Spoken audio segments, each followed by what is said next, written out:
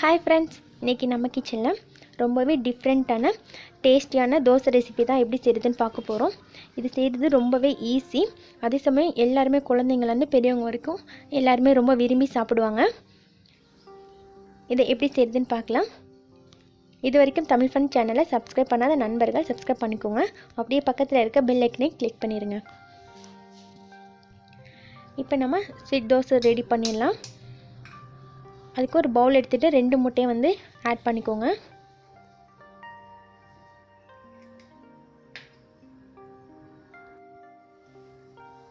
அது கூட 2 பிஞ்ச் அளவுக்கு ஏலக்காய் பவுடர், 3 டேபிள் ஸ்பூன் போல் சர்க்கரை, 2 பிஞ்ச் அளவுக்கு உப்பு சேர்த்துட்டு முட்டையை நல்லா மிக்ஸ் பண்ணி வச்சுக்கோங்க. நல்லா சர்க்கரை கரையிற அளவுக்கு நல்லா கலந்து வச்சுக்கோங்க.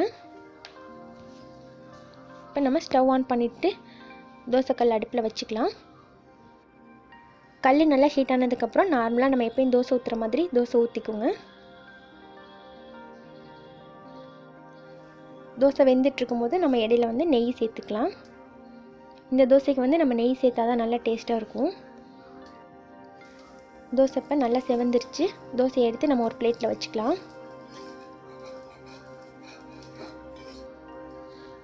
இந்த டிஷ்ஷை வந்து நம்ம குழந்தைங்களுக்கு பிரேக்ஃபாஸ்ட்டுக்கு செஞ்சு கொடுக்கலாம். ஈவினிங் டைமில் நம்ம ஸ்நாக்ஸ் இல்லாத டைமில் கூட இந்த மாதிரி செஞ்சு கொடுத்தா ரொம்பவே ஹெல்த்தியாகவும் இருக்கும், விரும்பி சாப்பிடுவாங்க. இப்போ நம்ம அதே மாதிரி இன்னொரு தோசை ஊற்றிக்கலாம்.